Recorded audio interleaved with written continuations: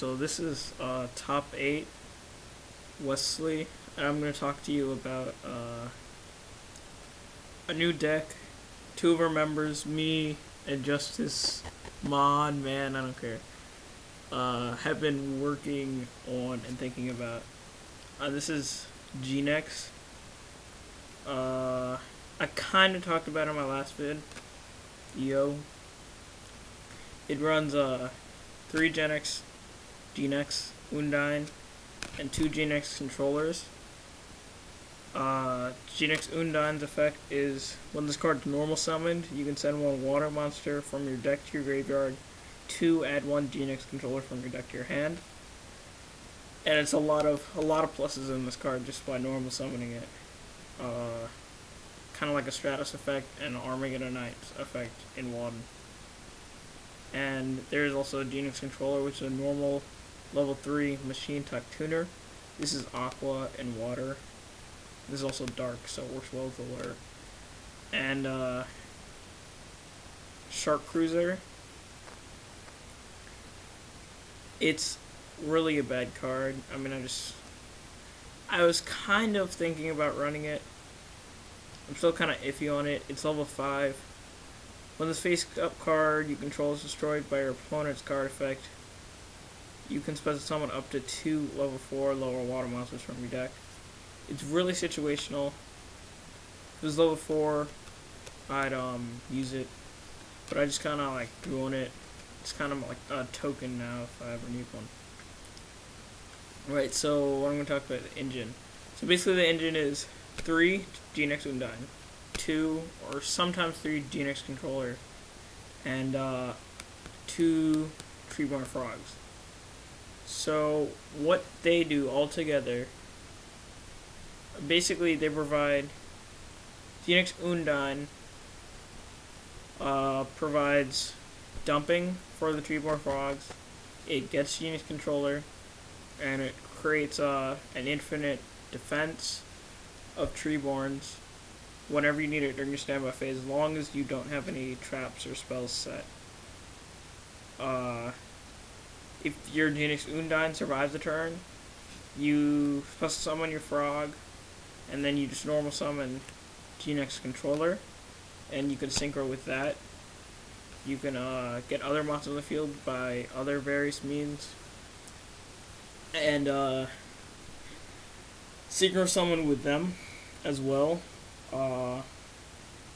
It works really well with Monarchs, because if you summon this guy, unless it gets Divine Wrath or whatever, or Trap Hole, you always have a Treeborn engraved, therefore you always have food for your Monarchs.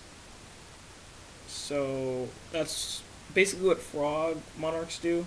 They try to get Treeborn in first thing, first turn, whatever. And that's what GeneX Monarchs also are trying to do. Therefore, since you always have tribute fodder, you can run a bunch of Monarchs. So I've seen people run 9 Monarchs, I've seen people run 3 Monarchs. I personally think that around 6 is a very nice number of level 5 or above, level 5 to 6 monsters you plan on tributing. Also seen people run Light and Darkness Dragon, which is a wonderful level 8. So you can run 2 of them and maybe 3 Monarchs, is what my playstyle would be. I could test 9 Monarchs, but I personally like to Monarchs help me control, which is what I like to do, but also I like to synchro a lot with GeneX controller. So some other support I could run is Swing of Memories. I'm only testing 1 at the moment. I can run Swing of Memories. I could just constantly bring this back every single turn. Oh god, my voice is cracking. So yeah, Swing of Memories really helps me abuse this card, and I can just summon it. Activate it, then special summon it, synchro with whatever I have on the field. And yeah, some other support is that you might want to consider running are Cyber Dragons, just because they sync well with GeneX controller. If you get it to your hand, by drawing it or by this guy's effect.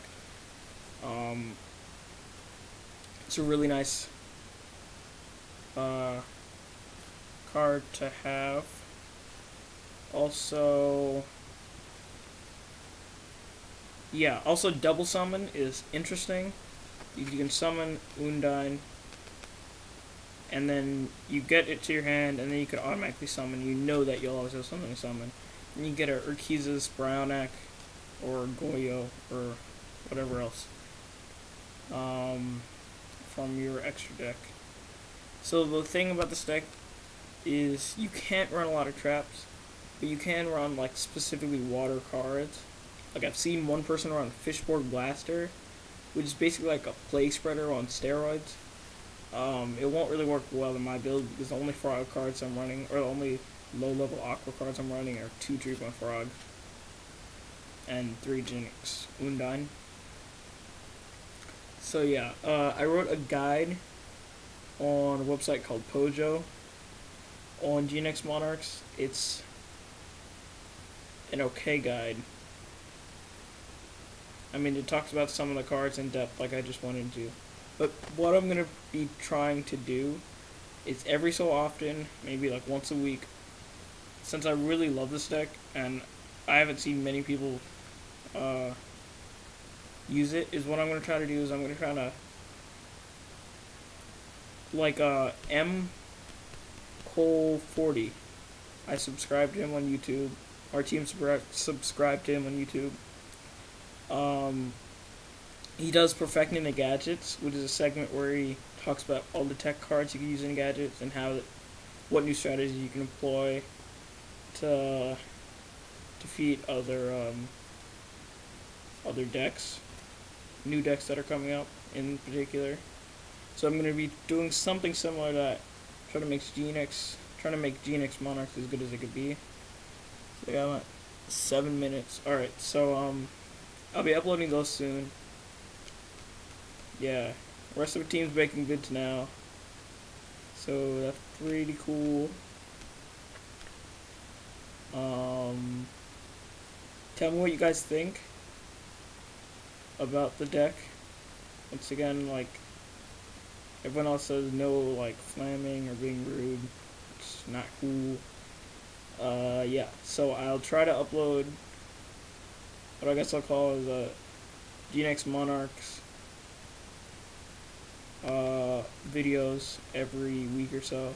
I'll also be trying to get my deck list, but I've been testing it pretty extensively since I really don't have any skeletons to work off of, since I was one of the first people to post a build or video on the internet about this archetype.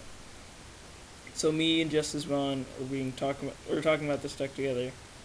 So hope to make it better.